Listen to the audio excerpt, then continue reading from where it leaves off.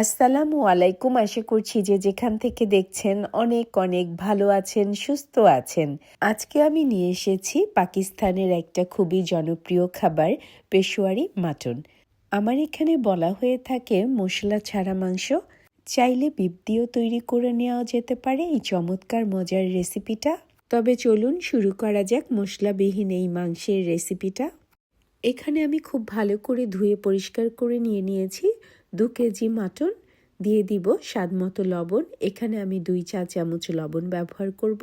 এই রেসিপিটা তৈরি করতে তুলনামূলক একটু সময় বেশি লাগবে, তবে কেউ যদি প্রেসার কুকার অথবা স্লো কুকার ব্যবহার করেন সেক্ষেত্রে সময় একটু কম লাগবে।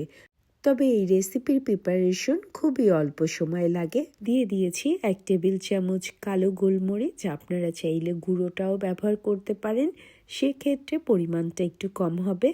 দিয়ে দিব 12-13টা কাঁচামরিচ। যারা খুব বেশি ঝাল পছন্দ করেন সেক্ষেত্রে কাঁচামরিচ বেটেও দিতে পারেন খানিকটা। আর এই রান্নাটা কিন্তু পুরোপুরি ঘি দিয়েই রান্না করতে হবে। এই ঘিয়ের ফ্লেভারই অনেকটা সুন্দর করে তুলবে কাঁচা মাংসের ফ্লেভারটাকে। আমি এখানে 1 কাপে 4 ভাগের 1 ভাগ ঘি ব্যবহার করব, তবে অনেকে আরও বেশি ঘি ব্যবহার করে থাকে। তবে অথেন্টিক পেশোয়ারি মাংসতে আমি যতটুকু ঘি ব্যবহার করছি ঠিক এমনটাই ব্যবহার করা হয়ে থাকে, কারণ যে মাংসটা নেওয়া হয় সেটাতে থাকে পর্যাপ্ত পরিমাণের ফ্যাট অথবা চর্বি আর কিছু হাড়। এখন দিয়ে দিচ্ছি 4টা টমেটো, আমি ব্যালেন্ড করে নিয়েছি।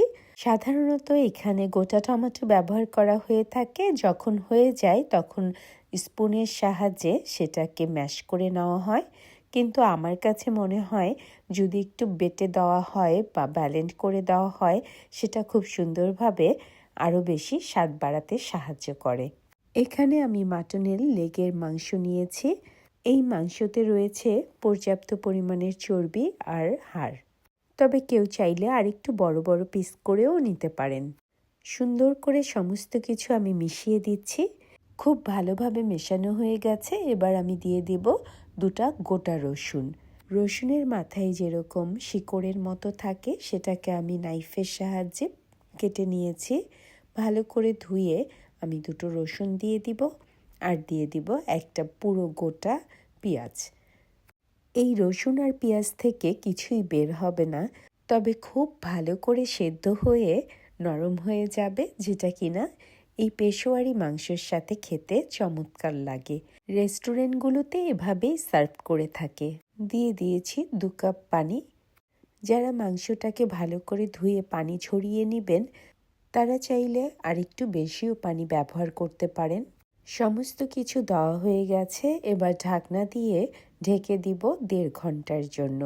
তবে ঢাকনার ছিদ্রটা আমি একটা লংয়ের সাহায্যে বন্ধ করে দিব, যাতে করে বাষ্পটা বাহিরে না চলে আসে। এই মাংসটাকে আমি আর একবারও চেক করব না, একবারে 1.5 ঘন্টার জন্য ঢেকে দিব। চুলার জাল লো টু মিডিয়ামে থাকবে। পুরোপুরি 1.5 ঘন্টা হয়ে গেছে। চুলার জাল বন্ধ করে দিয়েছি। দেখেই বোঝা যাচ্ছে মাংসগুলো পুরোপুরি সুসিদ্ধ হয়ে গেছে। ধরা মাত্রই খুলে যাবে, তবে অসম্ভব গরম তাই দেখিয়ে দিতে পারলাম না। অনেক সময় এই পেশোয়ারি মাংসতে আলু ব্যবহার করা হয়ে থাকে, আবার কখনো কখনো আলু ছাড়াও তৈরি করা হয়ে থাকে। আমি আজকে আলু ছাড়াই তৈরি করে দেখিয়ে দিলাম। কেউ চাইলে আলু দিয়েও রান্নাটা করে নিতে পারেন। কেউ চাইলে রান্নার প্রথমে 1 চা চামচ ঘি কম ব্যবহার করে রান্নার শেষে এই পর্যায়ে এসে 1 চা চামচ ঘি ব্যবহার করতে পারেন। রান্নাটা পুরোপুরি হয়ে গেছে। এবার ঢাকনা দিয়ে ঢেকে চুলায় রেখে দিব 2-3 মিনিটের জন্য।